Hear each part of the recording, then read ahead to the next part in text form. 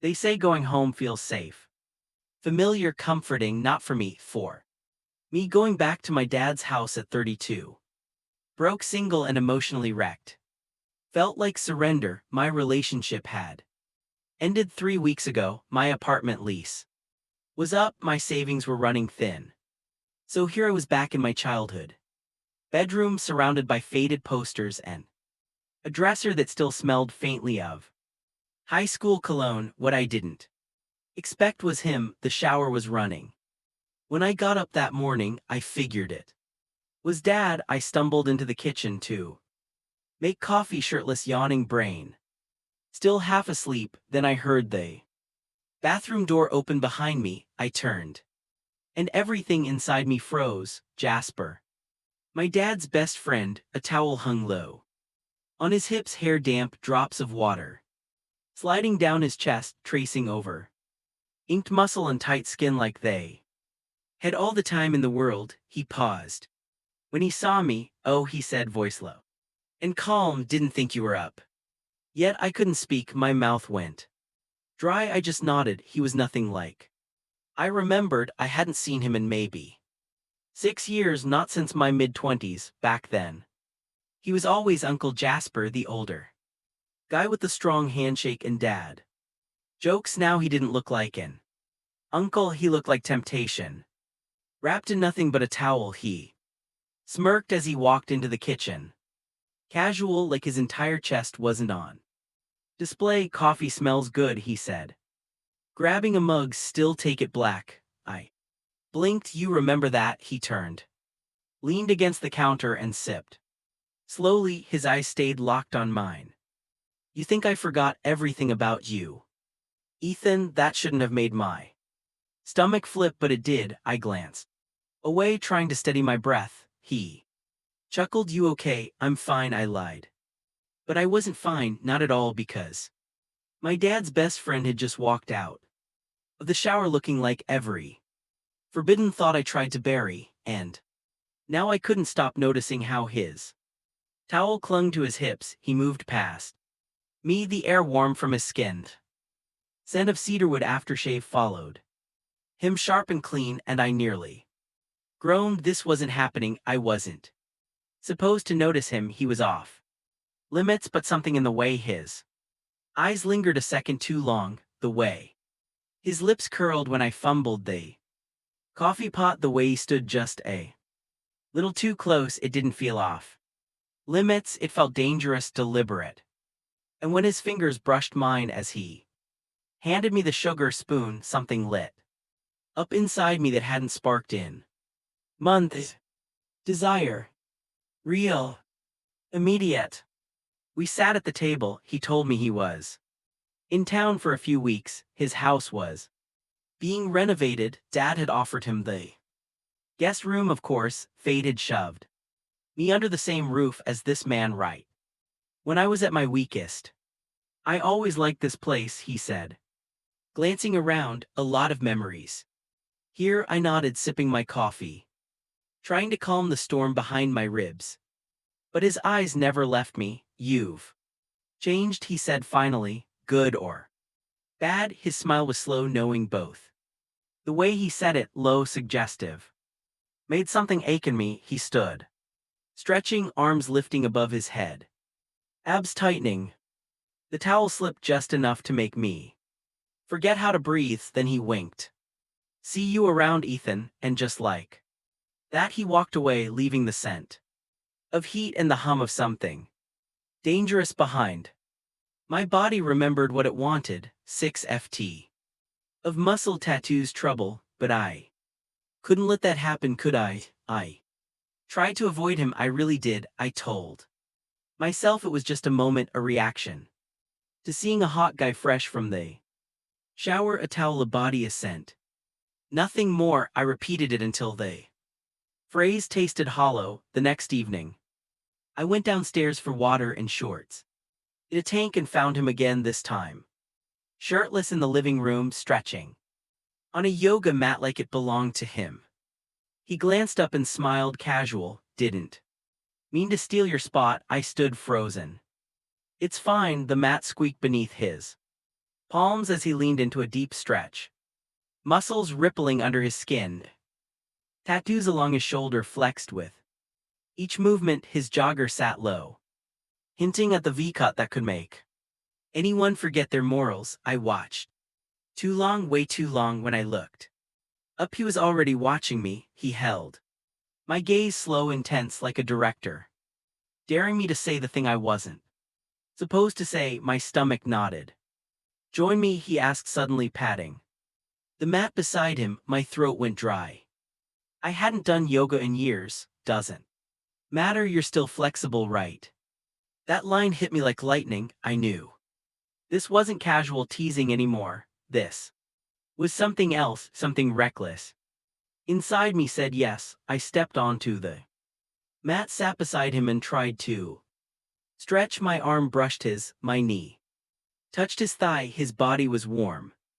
Too warm. You always tense up when someone touches you, he asked quietly. I glanced at him. I don't know, depends who it is. He smiled, eyes locked on mine. Fair. Then without warning he reached out and adjusted my posture. His fingers brushed my spine, light, deliberate. His palm pressed to my lower back. Here, he murmured, breathe into it. His hand stayed steady and sure. I felt like I'd been lit on fire. I looked up, barely breathing. He was already watching me. Our faces were close, too close. I could feel his breath, smell faint citrus on his skin, the warm heat rolling off him in waves.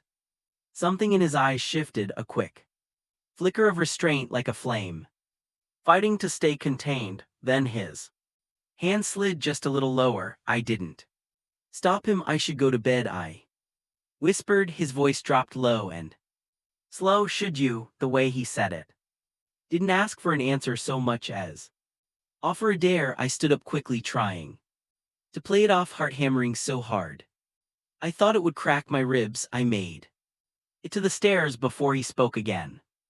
Ethan, I stopped. His tone was calm but powerful, like he knew exactly what he was doing to me. I've seen the way you look at me, he said. He let it hang in the air like a secret I hadn't admitted. I turned halfway down the stairs, unable to meet his eyes.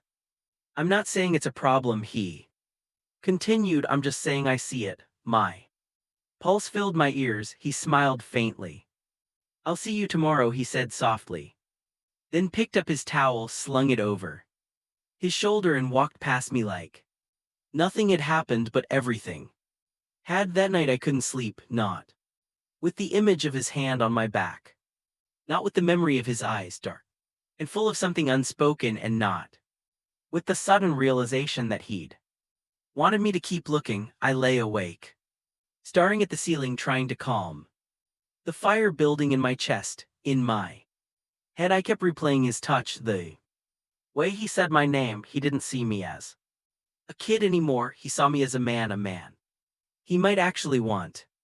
The next morning I came down to the kitchen, still in a daze, shirtless, hair a mess, the summer air sticking to my skin. I wasn't thinking clearly. I was just hopping. He wasn't there. He was leaning casually against the counter, sipping coffee in nothing but gray sweatpants that left little to the imagination.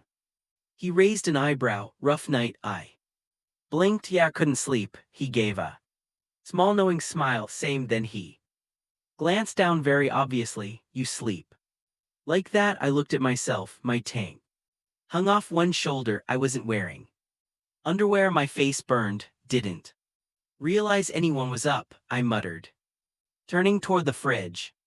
He didn't answer right away. He walked past me, slow and steady, brushing against my back again. That same touch, that same heat. Some things are hard to ignore, he said, voice low. I froze. I didn't know if he meant my clothes or something else entirely. I turned slowly. He was standing far too close. That look again, like he was reading my thoughts, like he already knew what I wanted and was waiting for me to admit it. But I didn't have to say a word before he said, you've been looking at me like you want something, Ethan, but you haven't asked. My lips parted. I couldn't breathe, my whole body buzzed. What if I do? I whispered. He leaned in, his mouth hovered dangerously close, his eyes slid down slowly, tracing my chest, the outline beneath my shorts. His voice dropped. Then you better be sure, because I'm not the kind of man who holds back once you ask. My knees nearly gave out. His words were heavy, tension and warning braided together. My heart hammered. I've never done anything like this, I confessed. Barely audible, his gaze softened a fraction. Then let me show you. The air between us pulsed like electricity. He reached up slowly and touched my throat with two fingers trailing down my neck as if memorizing it. The touch was light, intentional, a map. I let out a shuddering breath, and for the first time since this began, I didn't pull away. You're tense, he said. I wonder why, I muttered, trying to joke, but he moved closer until our bodies nearly touched, and I felt the full weight of him, solid, close, larger than I'd expected. His voice dropped to a low growl. You're not going to be able to take it all at once. My eyes widened. I couldn't believe he'd said that, but my body betrayed me. I wanted to fire something clever back, to pretend I wasn't affected, but instead my answer came small and hungry. Try me. We didn't kiss, and not yet. Something electric passed between us. Instead, unspoken, raw, when he stepped back just enough to let me breathe. There was no smirk, no cocky line. He simply said, tonight my room door open. If you walk in, I'll take that as your answer. Then he left the kitchen like nothing had happened, like he hadn't just crossed a line, but everything had changed. The heat between my legs, the ache in my chest. I was already craving more. All day I told myself I wouldn't go. I paced, overthought, buried myself in pointless chores. The house was quieter than usual. Every sound seemed louder. His words looped in my head. My room door open. Was it a test, an invitation? Deep down, I knew I'd decided hours ago, just after 10:00, when the house was dark and the night cicadas hummed. I stepped out, barefoot, and walked down the hall. His door stood open, light warm and dim from a single lamp. He sat on the bed, with his back to me, shirtless, shoulders still glistening from a shower. Soft jazz hummed from his phone. He didn't turn, but he knew I was there. I swallowed. He looked over his shoulder, rose slow, deliberate. His eyes found mine as he walked to the door. Click. It closed. Click. It locked. The sound echoed down my spine. You came, he said quietly. I nodded. I don't know what I'm doing. That's okay, he replied, stepping closer. You won't be doing the work tonight. Nerves and heat tangled in my chest. I bit my bottom lip. He moved behind me, not touching, just close enough for his breath to warm my neck. You've been craving this, he said. I could tell the first day we met. I didn't know what it was then, I admitted. He leaned in, his lips brushed the shell of my ear. It felt like hunger, honest and immediate. You've waited long enough, he murmured. His hand slid to my waist, fingers tracing my side before drawing me flush against him. That's when I felt him, the pressure of him, the awareness of someone strong and sure. My breath hitched. I don't know if I can. I began. His palm pressed over my heart, steady and warm. You don't have to take all of it at once, he said, voice smooth and steady. But by the end of tonight you'll want more. The words landed like a promise. The air pulsed around us. He moved his hands slowly, not rough, just deliberate, mapping my skin with light touches that set me owl. I tried to ground myself, but when he leaned in and whispered, trust me, I felt the last of my restraint melt. I exhaled a shaky laugh, and for the first time since this began, I didn't pull away. I turned to face him and saw hunger in his eyes, not just desire, but something deeper, protective, possessive. He leaned down and finally kissed me. The world stilled. His lips were firm, guiding mine, his hand cupped the back of my neck drawing me inward, until I melted against him. His touch was measured, patient, like he had all the time in the world to learn every curve of me. I hadn't realized how much I needed this, not only the contact but the fierce feeling of being wanted. He sat on the edge of the bed and pulled me into his lap, body pressing warm and steady beneath me. Let me learn every part of you, he murmured, voice husky, slowly, deeply, until you're not just mine but addicted. I shivered into him. His hands moved beneath my shirt, mapping my skin with deliberate care. You're trembling, he whispered, and I haven't even given you half of me yet. His words teased, but they carried a promise that made me want to fall into him and never come up for air. I buried my face against his shoulder and breathed out a shaky laugh. He traced my jaw and brushed his lips along it, half grin, half vow. Don't worry, he said, I'll make sure you feel every inch of what you've been craving. The way he moved was maddening, not hurried but purposeful, deep, measured, slow enough to make the ache stretch out, strong enough to make me tremble, and careful enough to leave me wanting more. After each tender press and soft whisper, my body hummed with energy.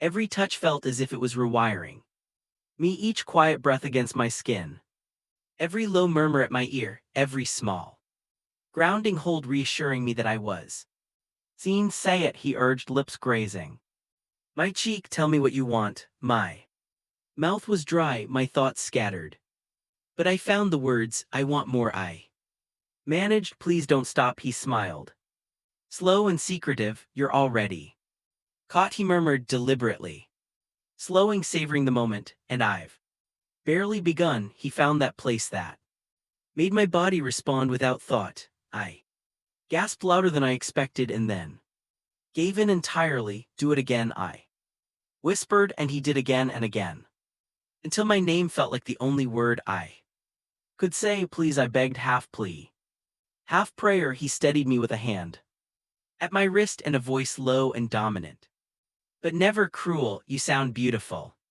when you ask, he said. You're taking this so well. I looked up at him, dazed.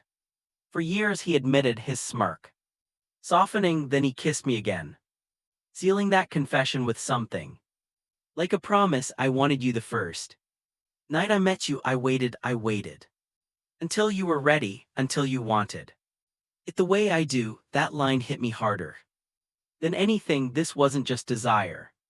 It had a possessive edge, something that claimed as much as it wanted. The way he moved was deliberate, close, and every motion made it clear I wasn't just a passing thing to him. He wasn't casual. He was staking a claim. He eased back for a moment, and I wed at the sudden emptiness, heart hollowing out in my chest. Before I could say anything, he turned me gently and pulled me so my hips rose. I want to feel you from every angle, he murmured, voice low, and I want you to feel how deep this goes. When he moved again, it felt different, fuller, all-consuming. I gasped. My body tightened and let go in the same breath. He held me steady and set a rhythm that made the bed tremble under us. Each movement stole my breath. Each time he hit that one place, I cried out, toes curling and everything inside me folding into the moment. In that space, nothing else mattered, not hesitation, not consequence. It felt like everything had been arranged to bring us here. Say it, he urged, voice rough behind me. Say what. I managed. Say you're mine. My throat closed, saying it was huge. It anchored something I hadn't wanted to admit even to myself, but he didn't wait. He pressed harder, hands firm at my waist, and the force of it broke the last of my restraint. I'm yours, I breathed louder than I'd planned. I'm yours. Once the words were out, the room seemed to fall into place. We didn't stop, not after the first time, not after the next. He drew me deeper into the moment, and I surrendered again and again, shameless and aching because I wanted only him. His kisses were Everywhere not frantic but intense, as if he were trying to press our history into the present. He kissed not just my lips but my doubts and my fears away, as if each touch were a promise. When his hands moved with certainty beneath my clothing, my breath hitched. He paused, lips ghosting mine. "You okay?" he whispered. I nodded, dizzy and raw. "I just can't believe this is happening," I admitted. He smiled, not arrogant, tender. He kissed the corner of my mouth. "It's happening," he said softly, "and I won't stop unless you ask me to." Hearing him use a word so intimate for me made something inside me flip. He lowered me gently onto the mattress. The sheets were warm where he'd been. I lay back, lungs burning, heart racing. He hovered, eyes mapping me like a secret he intended to keep. Then he moved to undress me slowly, and I saw the effect I had on him, a softened look, a quiet hunger that was almost reverent. He murmured, "You've been aching for this." I answered, breathless, "I don't even know what I was aching for." He smiled, not mocking but certain. "You will." When he revealed himself, the sight shocked me, larger than I'd imagined and unapologetically real. My throat went dry. He chuckled low, the sound of promise and a warning. "Told you," he said, "you're not going to take it all at once." I swallowed against the surge of everything and let him lead. The rest of the night blurred into measured motions and whispered confessions, each one reaffirming that this wasn't a casual thing between two people. This was a claim, a permission, a pair of hearts deciding finally to move as one. "I want to try." His eyes darkened with need, then he moved between my legs, spreading them slowly and gently, as if opening me to something new. His hands slid down my thighs, steady, warm, intentional. "Breathe," he whispered. I tried, my lungs burned, a mix of nerves and want. He breathed with me, guiding, patient. When he pressed forward, I felt a deep, overwhelming closeness, sensation that took my breath and made me clutch the sheets. It was more than physical, it felt like being split open and remade in the same instant. He held still for a heartbeat, letting me adjust, then moved with a slow, deliberate rhythm that made the bed shift under us. Each motion stole my breath. Every time he found that place, my body answered, voice breaking into sounds I hadn't meant to make. In that small, fierce space between us, nothing else existed. It wasn't a mistake. It was what had been building for weeks, finally arriving. "Say it," he breathed, rough and low. "Say what?" I managed. "Say you're mine." The words felt huge, terrifying and true all at once. I hesitated, not because I didn't mean it, but because admitting it anchored me a way I hadn't expected. He didn't wait for me to weigh it. He drew me harder into the moment. The force of it broke my last restraint. "I'm yours," I said, louder than I intended. "I'm yours." Once I said it, everything tilted into place. We didn't stop, not after the first time, not after the second. He moved with a measured urgency, not rough but owning. I gave myself to it, shameless and desperate, craving only him. His kisses were everywhere, not frantic but intense, as if he were pressing our history and hope into the present. He kissed away doubts and wrapped each touch in the promise of something more.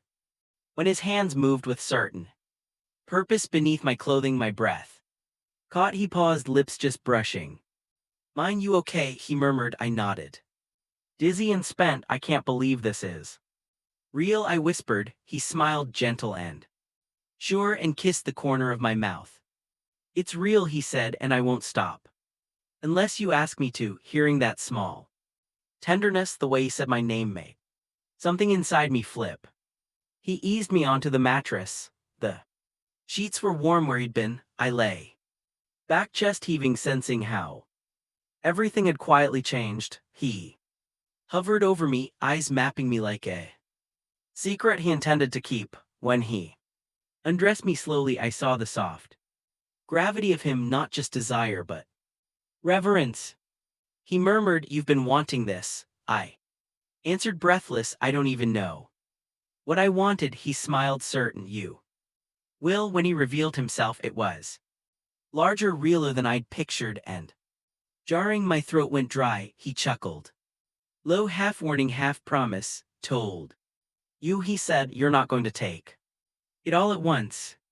I swallowed against the rush and let him lead. The night blurred into a rhythm of measured moves, whispered confessions, and small promises, each one folding us closer together. I wasn't just responding to touch, I was falling for him, for the way he held me, for the way he named me when he claimed me. After he lay beside me, arm across my chest, skin still warm, I stared at the ceiling, my body buzzing from what had happened and from what it meant. This wasn't just physical, it was surrender and arrival. Both. "I don't think I can go back to normal after this," I whispered, voice raw. He laughed softly and kissed my temple. "You weren't made for normal," he said, "and neither was I." I turned to look at him.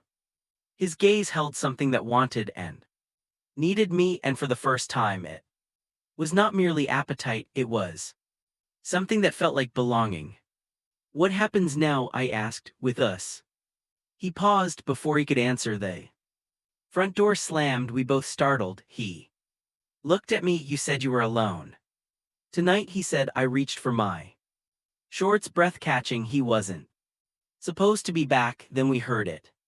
The sound that made the blood in my ears go cold. Footsteps, heavy and fast, pounded down the hallway. Panic hit me like a wave. Jasper scrambled for his pants, moving with the clumsy urgency of someone trying to disappear. I yanked the sheets up around me just as the bedroom door slammed open. There, frozen in the doorway, was my father. He stared at me, at Jasper, at the pile of clothes scattered across the floor, his mouth open then closed. "Dad," I started, standing up too fast, heart lodged in my throat. "You're sleeping with him." His voice was low and cold, like something inside him had fractured. "My best friend." The silence that followed was brutal. Jasper stepped forward, calm, steady. "I didn't plan this," he said, voice firm, "but it's real. I care about your son deeply." My father shook his